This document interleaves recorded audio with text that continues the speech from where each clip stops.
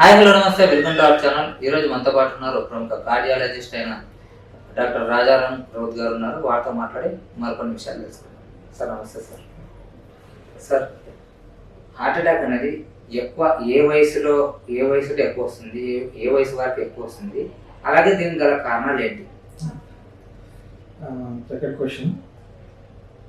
Heart attack అనేది ఇప్పుడు మనకు థర్డ్ డికేడ్ లోపల, అంటే ఎనీవన్ ఆఫ్టర్ 20 years నుండి కూడా మనం చూస్తాం.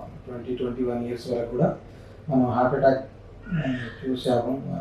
వాళ్ళకి ట్రీట్మెంట్ కూడా ఇవ్వడం జరుగుతూ ఉంటుంది. ప్రతి హాస్పిటల్లో కూడా జరిగేది ఫినామినా. ఒకప్పుడు ఒక ఫీలింగ్ ఉండేది, హార్ట్ అటాక్ అని అంటే 50-60 సంవత్సరాలలోకి హార్ట్ అటాక్ వస్తుంది. అది కాదు, ఇప్పుడు 20 సంవత్సరాల ఉన్నప్పటి నుండి కూడా మనం చూస్తాము. కాకపోతే దాని ఇన్సిడెన్స్ అనేది వయసు పెరుగుతున్న కొద్దీ పెరుగుతూ ఉంటుంది. అంటే 20 సంవత్సరాలు, 30 సంవత్సరాలు, 40 సంవత్సరాలు కొద్దిగా తక్కువ పర్సెంటేజ్ ఉంటుంది, బట్ తక్కువ పర్సెంటేజ్ ఉంటుంది. బట్ ఆఫ్టర్ 40 years 50 years తర్వాత ఇంకా కాస్త ఎక్కువ అయిపోతూ ఉంటుంటుంది. ఏజ్ పెరుగుతున్న కొద్దీ దాని ఇన్సిడెన్స్ అనేది, హార్ట్ అటాక్ ఇన్సిడెన్స్ అనేది మనకు పెరుగుతూనే ఉంటుంది. ఎక్కువగా అరౌండ్ 60-70 years, 15 నుండి 70 years మధ్య లోపల హైయెస్ట్ ఇన్సిడెన్స్ అనేది జరుగుతూ ఉంటుంది. మనకి హార్ట్ అటాక్ గల కారణాలు బేసిక్గా మనకి కొన్ని మాడిఫైయబుల్ కాజెస్ అని అంటే, కొన్ని నాన్ మాడిఫైయబుల్ కాజెస్. అంటే ఏది మనం కొన్ని మన చేతిలో ఉండవు, అది నాన్ మాడిఫైయబుల్ కాజెస్ అన్నట్టు. ఫర్ ఎగ్జాంపుల్ ఏజ్, ఎట్లాగో ఏజ్లో వెళ్ళాల్సింది, 60 కాదు 70 80 కావాల్సింది, దాన్ని మార్చడానికి ఏం లేదు. అలాగే జెండర్స్ లోపల మేల్స్ ఫీమేల్స్ దాని లోపల మేల్స్ కాస్త ఇన్సిడెన్స్ అనేది ఎక్కువ హార్ట్ అటాక్. సో జెండర్ని వీ కెనాట్ చేంజ్. అంటే ఇవి నాన్ మాడిఫైయబుల్ కాజెస్ కింద ఉంటుంది.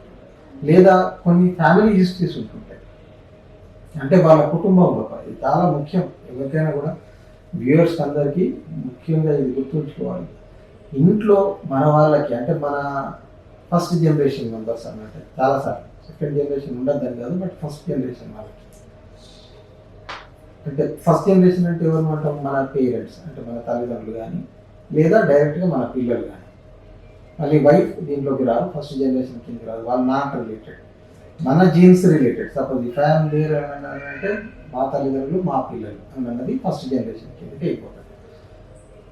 అలాగే దాని నెక్స్ట్ జనరేషన్ దాని కింద అంకుల్స్ ఆంటీస్ వాళ్ళు రావడానికి అవకాశం ఉంటుంది. ఫ్యామిలీ హిస్టరీ లోపల ఎవరికైనా కూడా మేల్స్ అయ్యేదంటే 65 లోపల కానీ, లేదా ఫీమేల్స్ అయ్యేదంటే 55 లోపల కానీ, ఒకవేళ వాళ్ళకు హార్ట్ అటాక్ లేదా heart related condition, heart attack related condition, IHD ischemic heart disease అంట, అన్ని గుండె జబ్బులు కాదు, హార్ట్ అటాక్ రిలేటెడ్ కండిషన్ వీటిలో ఒకవేళ ఉన్నది అంటే ఖచ్చితంగా మనం కూడా చాలా జాగ్రత్త పడాలి. ఇది ఇంపార్టెంట్ అని మాత్రం చెప్పగలుగుతాను. దాన్ని మనం సో ఫ్యామిలీ హిస్టరీ అని అంటాం. అంటే మన ఇంట్లో మన అన్నదమ్ములు కావచ్చు, అక్క చెల్లెలు కావచ్చు, అమ్మ నాన్న కావచ్చు, లేదా మన పిల్లలు కావచ్చు. సో ఇలాంటి వాళ్ళ దాంట్లో ఎవరికైనా యంగ్ ఏజ్ లోపల హార్ట్ అటాక్ ఇట్లా వచ్చేస్తే, లేదా హార్ట్ అటాక్ రిలేటెడ్ కండిషన్ ఇట్లా ఉండాలంటే మనం కూడా జాగ్రత్త పడాలి. అంటే మనము అప్రోన్ అన్నమాట, మనకు కూడా హార్ట్ అటాక్ రావడానికి అవకాశం. మళ్ళీ దానికి కారణాలు ఏంటి అంటే డిఫరెంట్ ఉండొచ్చు. కొన్నిసార్లు మనం ఫెమిలియల్ హైపర్ కొలెస్ట్రాలినియా అనుకుంటాం, అంటే బ్యాడ్ కొలెస్ట్రాల్ అనేది మన బాడీ లోపల ఎక్కువ ఉంటుంది. అది జెనెటికలీ మాడిఫైడ్, అది మన ఫుడ్ రిలేటెడ్ కాదు, అది జీన్స్లో ప్రాబ్లం వల్లనే మనకు హైపర్ కొలెస్ట్రాలినియా కండిషన్స్ వస్తాయి. అలా ఉన్నప్పుడు ఏంటంటే వాళ్ళకి ఎర్లీ స్టేజ్ లోపల హార్ట్ అటాక్ అనేది రావడానికి అవకాశం ఉంది. సో అందుకోసం అని చెప్పేసి సో అలాంటి కండిషన్స్ ఏమైనా ఉన్నాయా అన్నది డాక్టర్గా ముందే చెక్ చేసేసుకొని మిమ్మల్ని సర్వైలెన్స్లో పెట్టే చేస్తారు. దాన్ని ప్రివెంట్ చేయడం కోసం, అంటే హార్ట్ అటాక్ని మీకు ఎర్లీ ఏజ్ లోపల రాకుండా చూసుకోవడం కోసం అని చెప్పేసి కొన్ని మెడిసిన్స్ ఈ మధ్యలో చాలా రకాల మెడిసిన్స్ వచ్చినాయి, స్టాటిన్స్ అట్లాంటివి.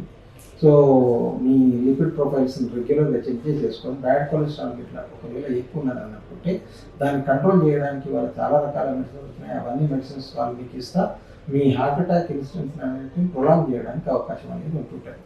సో నాన్ మాడిఫైయబుల్ అంటే మన చేతిలో లేని కండిషన్స్ లోపల జీన్స్, ఏజ్, అలాగే తనదు నేను చెప్పినట్టుగా ఈ జెండర్, సో ఈ మూడు అనేది నాన్ మాడిఫైయబుల్ కాజెస్ వస్తాయి. అంటే అది మన చేతిలో ఏముండదు, బట్ మనం చేసుకోవచ్చు, కొంతమంది పోసుకోవచ్చు.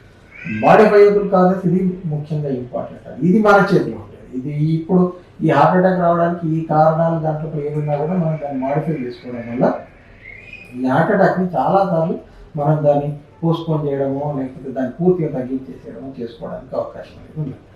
సో దాంట్లో ముఖ్యంగా చెప్పాల్సింది ఏంటిది అంటే ఒబేసిటీ, ఉబకాయం చాలా ఉండదు. సో మీ బిఎంఐ అంటే బాడీ మాస్ ఇండెక్స్ అనేది పర్ఫెక్ట్గా విదిన్ రేంజ్ లోపల ఉంచుకోవాల్సింది. 18.5 to 24-25 లోపల.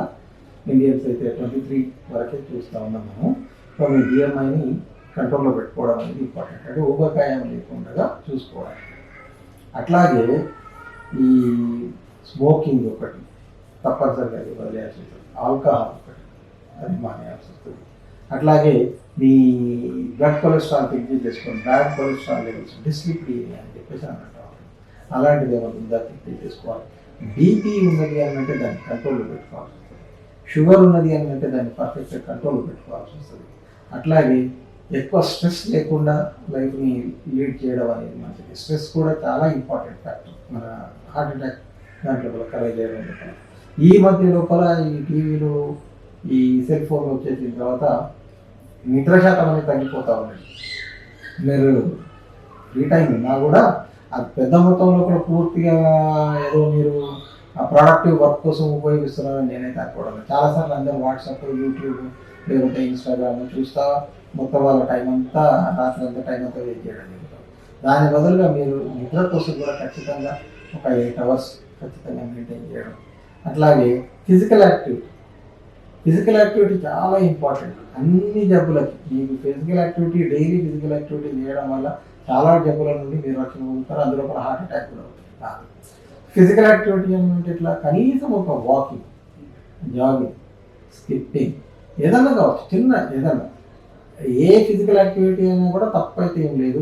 మీకు ఎప్పుడు వీలైతే అప్పుడు నడవడం సింపుల్ నడక డైలీ ఒక 30 minutes, వారంలో కేవలం 5 రోజులు చాలు, 2 రోజులు రెస్ట్ తీసుకోండి, ఇబ్బంది ఏం లేదు.